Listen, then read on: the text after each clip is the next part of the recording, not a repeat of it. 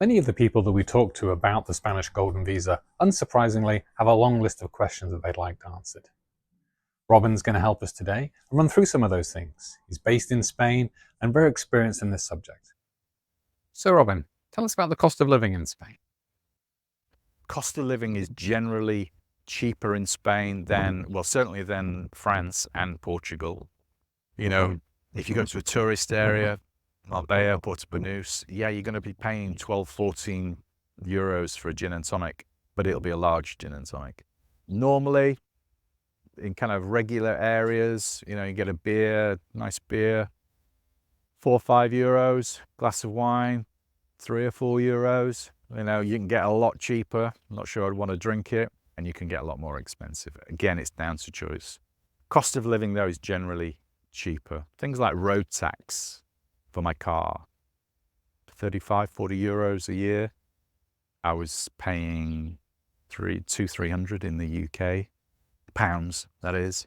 Taxes are a bit higher in Spain, yeah, for sure, especially if you start earning quite significant amounts. But then again, that's how it is in most places in the world. And how does healthcare work in Spain? Yeah, it's a common question I get asked about healthcare in Spain. So when people are coming for a golden visa and they're looking to buy either a commercial property or a residential property, what's it like living here? Well, I live here. So in terms of healthcare, it's really, really good. It's very good. Waiting times are very short. You've got a choice of private and government funded.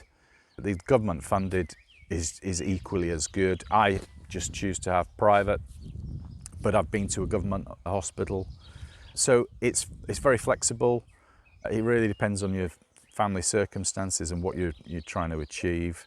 Backups are good in terms of, there's no wait times. You get to see a GP quickly, or, equivalent as you would in the UK.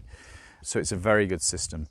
There are various agreements, so like if you've got an S1 card and things like that, you can access the Spanish system as well. So yeah, it's really good. And the choice is down to you, where you go and what medical facilities you access. But generally speaking, right across the board, especially in terms of emergency treatment, second to none. What are the options for taking out life insurance when in Spain?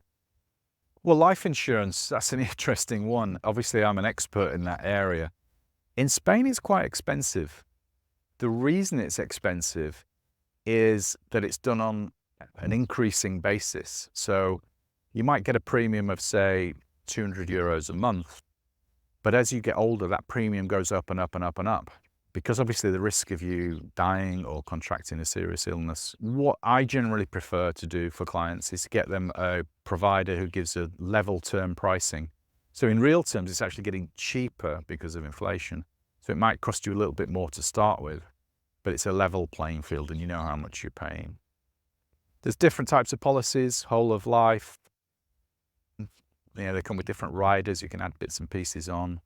So if you check on my website, robinthornton.com, there's a blog on there about life insurance and the difference between whole of life and term. But yeah, please reach out, contact me if you're on YouTube, comment section below, Robin Thornton at robinthornton.com. Get in contact today, free, no obligation meeting. What types of properties are available with the Spanish Golden Visa? Well, the types of property in Spain are obviously massively varied. It depends where you want to be and what you want from a lifestyle. You can have huge plots in the country. I'm in the country here. You can have horses, donkeys, whatever you want. It really entirely up to you. White apartments, you kind of square blocks, they're very popular. They're great for golden visas as well. Anything over 500,000, you'll get a golden visa. And if you're from a ex-colony, you can actually apply for a passport within 2 years. So those kind of properties, key ready, are really popular. But it depends on what you want. Move further inland, you've got more rural properties, very cheap. But they're cheap because they're, rural, let's face it. What are the restaurants and bars like?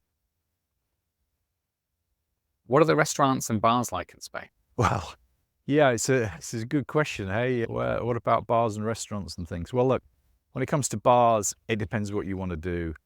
You could go up to Jerez, where sherry is made. and go on a wine tour and and see the whole operation. Sevilla is popular. Different regions, Del Douro for wine. It's a massive country. It's entirely up to you. And kind of further north, Catalonia, for example, where everything is grown. You get lots of great produce. I mean, you'll see it on all the kind of TV chef programs and stuff like that. James Martin's forever going on about it.